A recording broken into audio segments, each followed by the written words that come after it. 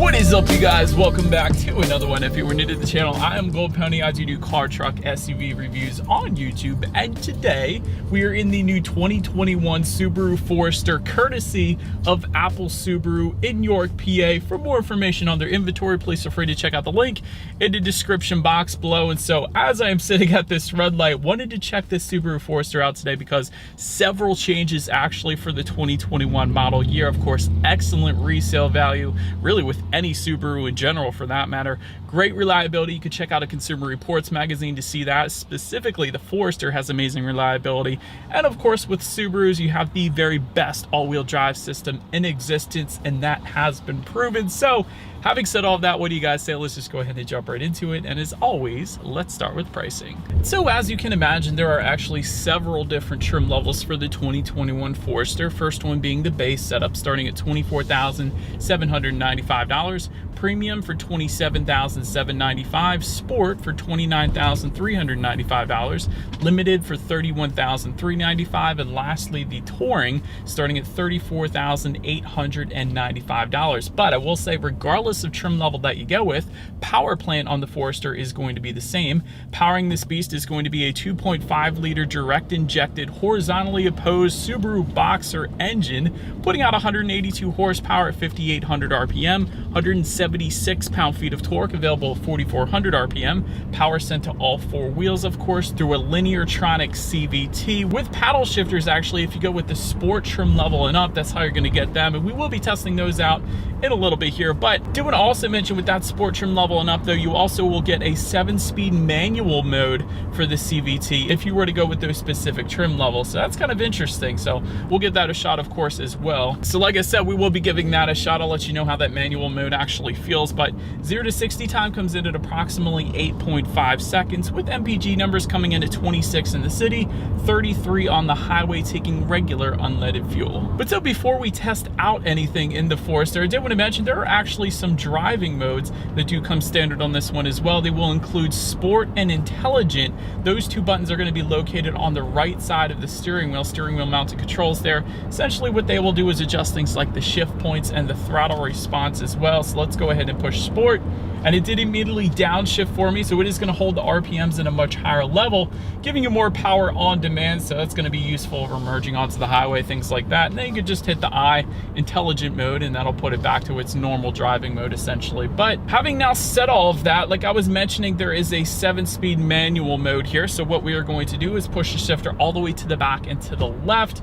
That is going to give me that manual mode. Right now it is telling me I am in that 7th gear, so it is going to display the gears within the digital portion of the gauge is right in front of you there. So having said all that, let's just go ahead and find a straightaway here, and let's test out the paddle shifters. Keep in mind, this is a CVT, or continuously variable transmission, so there's not really gears to shift through, but we are going to see how well it actually simulates that shifting in the end. So let's go ahead and give it a shot. Here we go.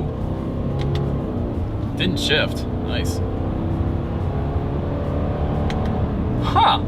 That's kind of good. It really simulates a regular automatic transmission quite well. Like, it was winding out the RPMs and it did not shift for me. So it really is a true manual mode. That's pretty cool. I like the Subaru did that, giving the driver a little more control. So I like it. Anyways, let's go ahead and do a quick little acceleration test here. I think I found my spot in 3, 2, 1. Yow! Well, there's that CVT.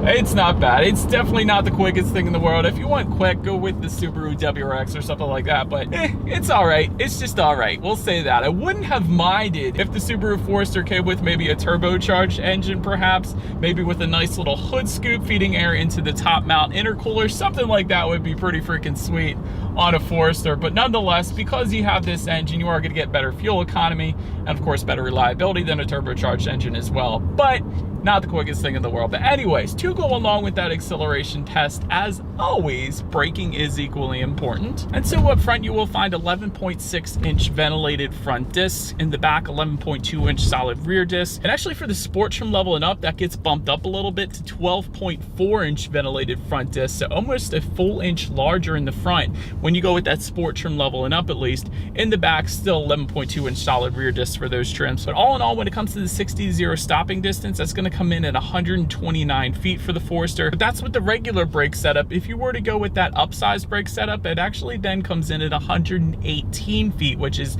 very respectable for that one. Tiguan comes in at 131, Honda HR-V comes in at 116, so it's kind of right in the middle of the pack, unless you go with that larger brake setup with the sport trim level and up, and then you really get some very good braking, and I will attest to that. Absolutely no issues with the braking feel in my short test drive today whatsoever, so I'm definitely a fan there. Touching on suspension and handling, up front you're going to get an independent strut type front suspension with the stabilizer bar. In the back, double wishbone type rear suspension, once again with the stabilizer bar. But perhaps what impressed me the most right off the bat, I could instantly tell with the Forester, is the steering feel. It's wonderful. It's absolutely wonderful. It's definitely on the weightier side of things, so therefore it instantly points you in the direction that you want to go. Typically with SUVs, you're going to find a lot of loosey-goosey steering feels, which definitely isn't my favorite. So with the Forester, it almost feels more along the lines of a sports car. So the steering feel is absolutely wonderful on the Forester, I will say that. When it comes to ride quality, it's pretty much as expected. I mean, we got a lot of road imperfections in PA, so I've been hitting a lot of them, but it's as expected. It's certainly not the smoothest ride, but it's not the worst either. So it's pretty much on par for the course, I guess you could say. Then touching on cabin noise, that's perfectly fine as well. I get a little bit of engine noise when you really hit the gas, but other than that, the Forester is actually pretty well insulated. I will say that. I was at highway speeds for quite a bit and not a whole lot of exterior wind noise coming into the cabin. Again, it's just that engine noise when you really hit the gas. That's not necessarily a bad thing in my opinion. I actually enjoy that. But touching on visibility, this is really where the Forester really shines. Absolutely amazing visibility. Of course, that's due to its shape being a little more boxier in nature, but you can see wonderfully out the back. So when it comes to visibility, the Forester is certainly on point. But that about rounds out the performance segment of this review, guys. Let's now go ahead and take a look at the exterior of this brand new 2021 Subaru Forester. All right, so here she is, you guys, the new 2021 Subaru Forester. This is the limited trim, by the way, finished in crystal black silica for anybody who is curious. But let's go ahead and start up front now of the Forester. I wanted to mention ground clearance because Subaru tends to do this pretty well. 8.7 inches of ground clearance up front there. That's definitely more than most other competitors in its class. Typically that comes in at around 8 inches, but Subaru Forester puts it at around 8.7, so that's definitely pretty nice. LED steering responsive headlights is now newly standard for the 2021 Forester. It's one of the new things this year. Essentially what that means is when you're going around a bend at night, those headlights will swivel based on your steering angle, better help illuminating what is around that bend, so you're less likely to hit a deer or really anything else. LED fog lights coming with the premium trim level and up. LED daytime running lights coming with all trims, of course.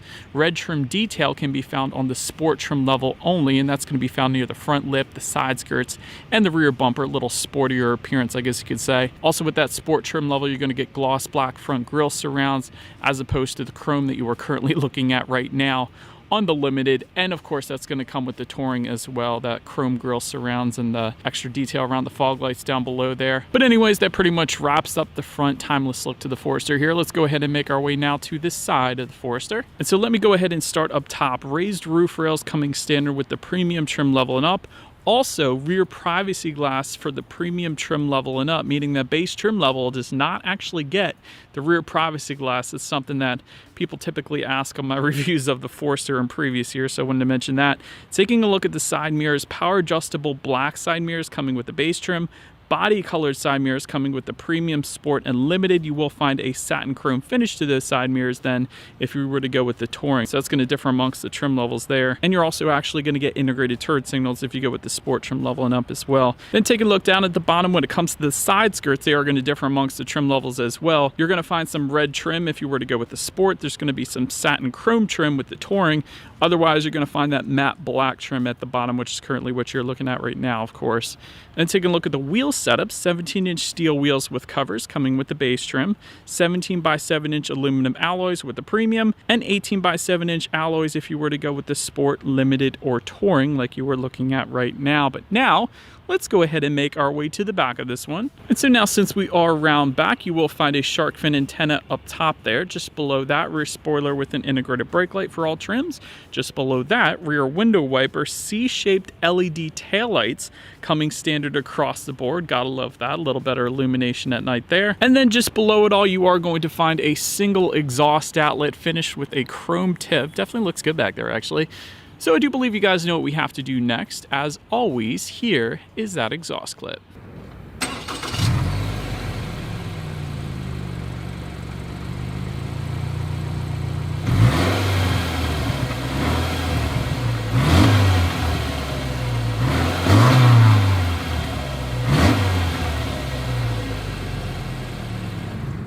So, but now, since we are around back of the Forester, when it comes to opening that rear lift gate, it is going to be a power lift gate only if you go with the limited, touring, or it's going to be optional on the premium and the sport, but you will get a manual lift gate that is going to be the standard setup again, unless you go with the limited or the touring there. Once opened up, cargo capacity comes in at 28.9 cubic feet. If that was not enough space, of course, the rear seats do fold down. There is a 60-40 split, bumping that up to 70.9 cubic feet. And it was relatively easy to fold those rear seats down. There's actually a little knob found on the corners on the top portion of those rear seats. You just lift up on that and then push the seats down. That's pretty easy there. But also found in that cargo area, actually, I wanted to mention grocery bag hooks. There's also cargo tie-down anchors back there. You will also get in-floor storage on every single trim level. That doesn't always come standard on SUVs, so I did want to mention that. Removable cargo area tray coming with the sport trim level and up. And you will also find a cargo area rear gate light for the sport trim level and up as well back there. So overall, pretty much everything you could possibly want in a cargo area of a vehicle. So anyways, making our way now to the rear legroom. That comes in at 39.4 inches. So for reference, I'm an even 6 feet tall. This is how much space I had back there. Did want to also mention those rear seats. If you go with the premium trim level and up, at least, they are reclining, meaning if you wanted to lay back a little bit, they do recline backwards, or you can move them up a little bit as well if you wanted to. Heated rear seats actually come with the touring trim level. I wanted to mention that if you wanted to spoil your rear passengers a little bit. Fold down rear armrests with cup holders coming with the premium trim level and up. You will actually get dual rear USB charging ports for the sport trim level and up. And I did want to also mention you will get front seat back map pockets. There's kind of two different sections to them as well. You almost never see that, so it's a cool little design feature. I like that Subaru added that. But now let's go ahead now and make our way to the front seats. They are manually adjustable cloth seats with the base trim level, power adjustable front seats for the premium trim level and up. You will find heated front seats again for the premium trim level and up, and that button's located just behind the shifter, by the way. Sport cloth with orange stitching for the sport trim level. Leather seating then is going to come with the limited and touring, and it is a perforated leather, by the way, as well. Wanted to mention that. Overall, very comfortable seats. Definitely didn't have any issues in my short test drive today, so I do like the seats on the Forester here. Then take a look at the steering wheel. It is tilt and telescoping. It is leather wrapped for the premium trim level and up, and it will be heated if you were to go with the touring. And by the way, that heated feature is an option on the limited trim level that we have today. It's actually located on the right side of the steering wheel, but we do have that option, so it is pretty cool that it's heated, especially on cold days in Pennsylvania. Unlike today, but it's going to get cold. I know it is. But anyways, let's now go ahead and make our way to the startup. Let me first start by showing you guys the key here. You do essentially have all of your buttons on one side of the key: lock, unlock, and that button to pop the rear hatch. And by the way, the unlock button is going to be the Subaru logo located in the middle of the key there, in case anybody was curious. But it is all going to be a push button start if you were to go with the premium trim level and up. So we do have that today. So all I'm going to do here, simply put my foot on the brake and press that engine start button located just by the driver's right knee. And so, but then upon startup, those gauges will do a full sweep. Tachometer is on your left, speedometer is on your right, and there is a small digital display front and center, giving you basic information like how many miles you have left until you hit empty, your average miles per gallon at any given time, what driving mode you're in, and like I was saying earlier, what gear you were in if you were to choose to put it in that manual mode here on the Forester. But essentially, it is a pretty basic gauge setup. I think it probably would have been cool to add a full digital gauge gauge cluster and maybe the upper trim levels of the Forester, but it gets the job done either way. But taking a look at overall interior quality, panoramic power moonroof coming with the premium trim level and up. This I love. You almost never find a panoramic power moonroof on that many trim levels of a vehicle. So the fact that Subaru puts it on the premium trim level and up, of course, that's pretty darn cool because you usually don't find that. So I wanted to mention that. Overhead LED map lights coming standard on all trim levels. That's pretty nice as opposed to the halogens. You will also have an overhead sunglass holder up here as well. Dual zone climate control is going to come with the limited and touring trim levels only.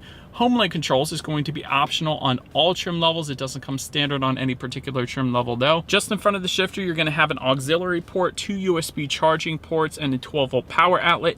There's a little bit of storage just behind that as well.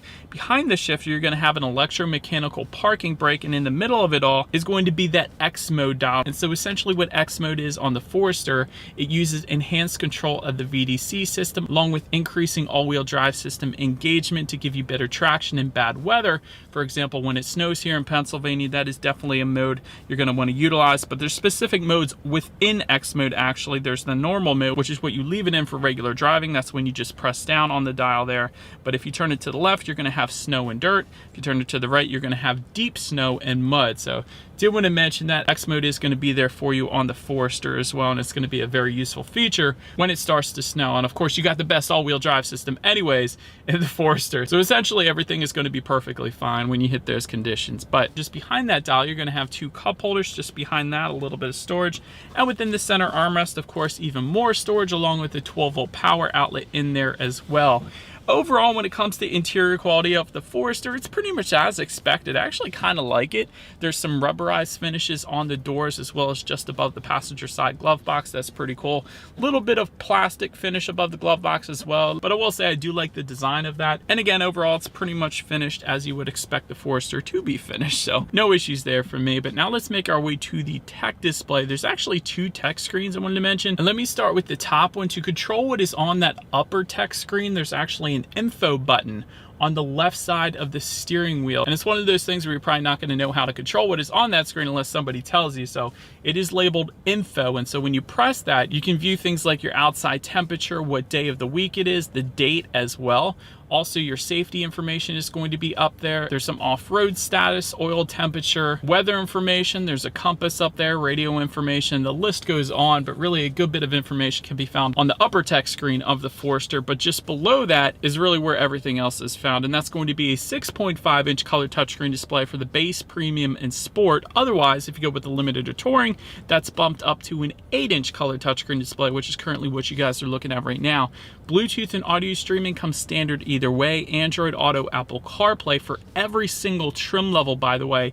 Even the base Forester, you still get Android Auto with Apple CarPlay, and that means if you have a smartphone, simply hook it up to the Forester, and therefore you have free navigation displayed up on that tech screen, as well as the ability to like and dislike your Pandora songs. There's a couple other compatible apps as well. Factory navigation system is going to come with the touring trim level only. Really, you only need that if you perhaps go under a lot of tunnels or if you live in the mountains or something like that. Of course, you can check out your radio information up on that screen as well. And by the way, when it comes to the sound systems of the Forester, it will differ substantially amongst the trim levels. 4 speakers coming with the base, 6 speakers coming with the premium, sport, and limited, and you will find a 9-speaker Harman Kardon sound system. If you were to go with the touring, that sound system is optional on the limited that we have today, and we do have that, by the way. That's why I mentioned it. So, by the way, that sound system comes with 576 watts. So what do you guys say? Let's go ahead and turn on the radio, see what we got playing today, and let's test out the clarity of this one. Definitely a ton of bass with a Harman Kardon sound system, I will say that. And conveniently, it was very easy to adjust the amount of bass, the mid-range speakers and all that. There's actually a sound button located just below the radio settings there. It was very easy to find, so I was able to actually turn up that bass a little bit and make it even better. So loved it. It was that simple to adjust that as well. But sound system is great if you were to go with the Harman Kardon, I will say that. So definitely pretty nice. But the last thing I wanted to mention to you guys on that tech display is when you do put the Forester in reverse, of course, you will find a rear view camera coming standard for all trim levels across the board, letting you know who or what is behind you, which is always is going to lead us into safety. And so First, starting with safety, I wanted to mention the Forester is an IIHS Top Safety Pick Plus, which is, by the way, the very highest designation given by IIHS. So that's always pretty much the best start you could possibly get. Front side curtain airbags do come standard. Driver's knee airbag as well. In the back, you're going to have latch, aka lower anchors and tethers for children for the rear car seats. Rear child door locks back there. Tire pressure monitoring system. Also, though, Subaru EyeSight coming standard on every single trim level of the Forester. This is going to include a pre-collision braking system, pre-collision throttle management, lane departure and sway warning, and adaptive cruise control with lane centering as well. And by the way, that adaptive cruise control system, you can adjust that using the steering wheel mounted controls found on the right side of the steering wheel there. But the list actually continues from that. Sport trim level and up is going to add to that automatic high beams as well as a blind spot monitoring system with rear cross traffic alert. And that's going to be the little Subaru logo in the side mirrors, letting you know if somebody is in your blind spot, of course. Touring trim level and up then is also going to add reverse automatic braking, which is going to be optional on the Limited, by the way. So I did want to mention that as well. But ultimately, when it comes to my final thoughts here of the 2021 Forester, excellent when it comes to safety, and Subaru always takes a lot of pride in their safety ratings and really overall safety in all of their vehicles. I've seen interviews with those Subaru executives really taking pride in that, so that is pretty cool. Love the addition of the adaptive LED headlights across the board. That's super nice, especially at night. Best all-wheel drive system in existence, of course. Really good steering feel on this one as well. That is one thing that really surprised me when I started driving this. So that's pretty cool. Of course, you have excellent resale value. It's pretty much a Subaru thing as well. As far as room for improvement goes on this one, like I was mentioning to you guys earlier, it is somewhat slow. Wouldn't have minded a turbocharged engine. Would be super cool if they actually dropped the WRX engine in here and they put a top mount intercooler with a hood scoop. That would be pretty darn sweet. And of course, CVT transmissions aren't always my favorite, but having said that, I do like that they put the 7-speed manual mode on there, but how often do people really use those pedal shifters anyway? So I don't know how often it's going to be used, but I do like that it is there. And of course, you can use that for engine braking in the snow as well if you wanted to. But that is about it for this one, you guys. Thank you so much for watching. Feel free to follow me on social media at the bottom of the screen there if you like. Be sure to hit the subscribe and the bell notification button if you're into new car reviews. That is what we do here on this channel after all. Do appreciate you guys watching more than you know, and I will see you guys all in the next video. Stay gold.